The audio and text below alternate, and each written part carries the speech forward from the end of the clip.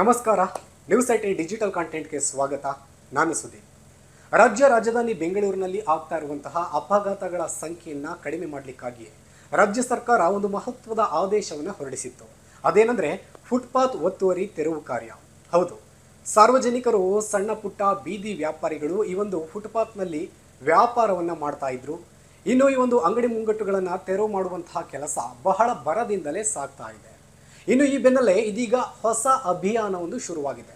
ಅದೇನೆಂದರೆ ಬೆಂಗಳೂರಿನಲ್ಲಿ ತ್ಯಾಜ್ಯದಿಂದ ಸ್ವಾತಂತ್ರ್ಯ ಎಂಬ ಅಭಿಯಾನವನ್ನು ಇದೇ ಆಗಸ್ಟ್ 1ರಿಂದ ರಾಜ್ಯ ಸರ್ಕಾರ ಜಾರಿಗೆ ತಂದಿತ್ತು.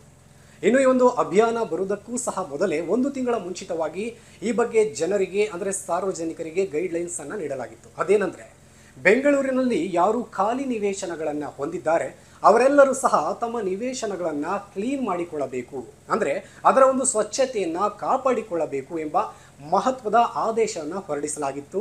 ಇನ್ನು ಇದಕ್ಕೆ ಆಗಸ್ಟ್ 15ರವರೆಗೂ ಸಹ ಒಂದು ದಿನಾಂಕವನ್ನು ಫಿಕ್ಸ್ ಮಾಡಲಾಗಿತ್ತು. ಅಷ್ಟರೊಳಗೆ ನಿಮ್ಮ ಖಾಲಿ ನಿವೇಶನಗಳನ್ನು ಕ್ಲೀನ್ ಮಾಡಿಕೊಳ್ಳಿ ಎಂಬ ಆದೇಶವನ್ನು ಹೊರಡಿಸಲಾಗಿತ್ತು. ಆದರೆ ತದನಂತರ ದಿನಗಳಲ್ಲಿ ಇದೇ ಆಗಸ್ಟ್ 22ನೇ ತಾರೀಕಿನವರೆಗೂ ಸಹ ಈ ಒಂದು ಡೇಟನ್ನು ಎಕ್ಸ್ಟೆಂಡ್ ಮಾಡಲಾಯಿತು.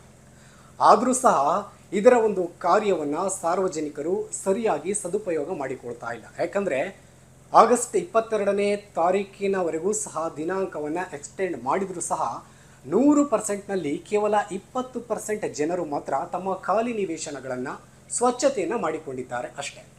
ಇನ್ನು ಈ ಬಗ್ಗೆ ಆಗಸ್ಟ್ 23ರಂದು ಬೆಂಗಳೂರು ನಗರಾಭಿವೃದ್ಧಿ ಸಚಿವರಾಗಿರುವಂತಹ ಕೃಷ್ಣ ಬೈರೇಗೌಡರೆ ಒಂದು ಪ್ರೆಸ್ ಮೀಟನ್ನು ಮಾಡಿ ಈ ಬಗ್ಗೆ ಒಂದು ವರದಿಯನ್ನು ಪ್ರಸಾರ ಮಾಡ್ತಾರೆ.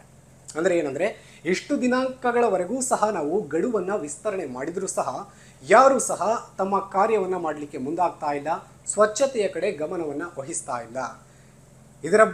ಇದರ ಒಂದು ವಿಚಾರವಾಗಿ ನಾವು ಒಂದು ಕಟ್ಟುನಿಟ್ಟಿನ ಕ್ರಮವನ್ನು ತೆಗೆದುಕೊಳ್ತೇವೆ ಅಂತ ಹೇಳಿದ್ದಾರೆ. ಇನ್ನು ಇದೇ ಗುರುವಾರದಿಂದ ಇದರ ಒಂದು ಸ್ವಚ್ಛತೆಯ ಕಾರ್ಯಕ್ಕೆ ಸ್ವತಃ GBAನೇ ಮುಂದಾಗ್ತಾ ಇದೆ. GBA ವ್ಯಾಪ್ತಿಗೆ ಬರುವಂತಹ 5 ನಗರಗಳ ಪಾಲಿಕೆ ಏನಿದೆ ಆ ಒಂದು ವ್ಯಾಪ್ತಿಯಲ್ಲಿ ಎಲ್ಲ ಕಡೆಯೂ ಸಹ ಈ ಒಂದು ಸರ್ಕಾರನೇ ಕ್ಲೀನಿಂಗನ್ನು ಮಾಡಲಿಕ್ಕೆ ಇದೀಗ ಮುಂದಾಗಿದೆ. ಇನ್ನು ಈ ಸಂಬಂಧ ಕೃಷ್ಣ ಬೈರೇಗೌಡರು ಒಂದು ಮಾಹಿತಿಯನ್ನು ಕೊಟ್ಟಿದ್ದಾರೆ. ಅದೇನೆಂದರೆ ನಮ್ಮ ಸರ್ಕಾರದಿಂದಲೇ ಸಹ ನಮ್ಮ GBA ಅಧಿಕಾರಿಗಳು ನೋಟಿಸನ್ನು ಅಂಟಿಸಲಿ, ತದನಂತರ ನಾವು ಇದೇ ಗುರುವಾರದಿಂದ ಕ್ಲೀನಿಂಗನ್ನು ಆರಂಭಿಸೋಣ. ಇದಕ್ಕೆ ನೀವು ಸೂಕ್ತವಾಗಿರುವಂತಹ JCB, ಟಿಪ್ಪರ್ ಹಾಗೆ ಅಗತ್ಯವಿರುವಂತಹ ಸಿಬ್ಬಂದಿಯನ್ನು ಕರೆತನ್ನಿ ಅಂತ GBA ಅಧಿಕಾರಿಗಳಿಗೆ ಇದೀಗ ಕೃಷ್ಣ ಬೈರೇಗೌಡರು ಹೇಳಿರೋದು. ಇನ್ನು ಈ ಸಂಬಂಧ ಕ್ಲೀನಿಂಗ್ ಮಾಡಲಿಕ್ಕೆ ಹಾಗಿದ್ರೆ ಯಾರು ಹಣ ಕೊಡ್ತಾರೆ? ಇದಕ್ಕೆ ಹಣ ಯಾರು ಕೊಡಲ್ಲ.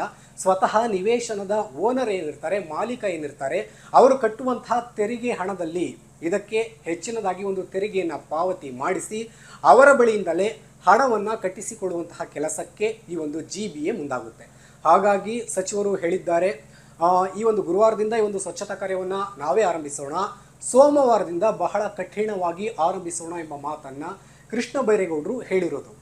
ಇನ್ನು ಈ ಸಂಬಂಧ GPS ಮೂಲಕ ಒಂದು ವಿಡಿಯೋವನ್ನು ಸಹ ಮಾಡಿಕೊಳ್ಳೋಣ, ಯಾವ ರೀತಿ ಒಂದು ಕ್ಲೀನ್ ಮಾಡ್ತೀವಿ ಎಂಬ ಪ್ರತಿಯೊಂದು ಮಾಹಿತಿ ಸಹ ಆ ಒಂದು GPS-ನಲ್ಲಿ ಲಭ್ಯವಾಗಲಿ ಅಂತ ಹೇಳಿದ್ದಾರೆ. ಜೊತೆಗೆ ಕ್ಲಿಯರಿಟಿ ಆ್ಯಪ್ ಮುಖಾಂತರ ಈ ಒಂದು ಎಲ್ಲ ವರದಿಯನ್ನು ಅಪ್ಲೋಡ್ ಮಾಡುವುದಾಗೂ ಸಹ ತಿಳಿಸಿದ್ದಾರೆ.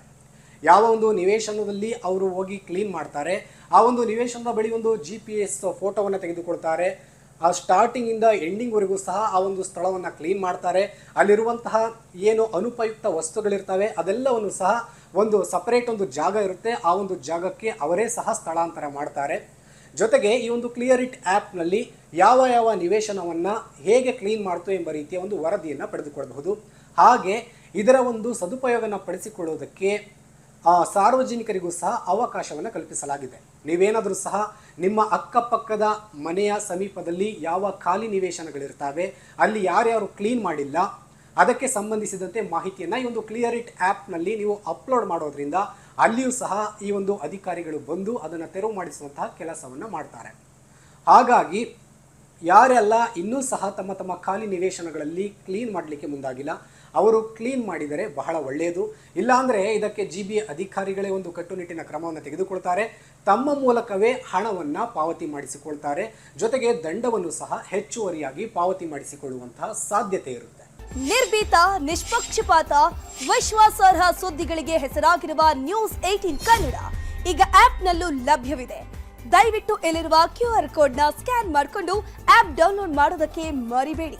ನಿಮ್ಮ ಬೆಂಬಲ ಹೀಗೆ ಸದಾ ನಮ್ಮೊಂದಿಗಿರಲಿ. ಧನ್ಯವಾದ.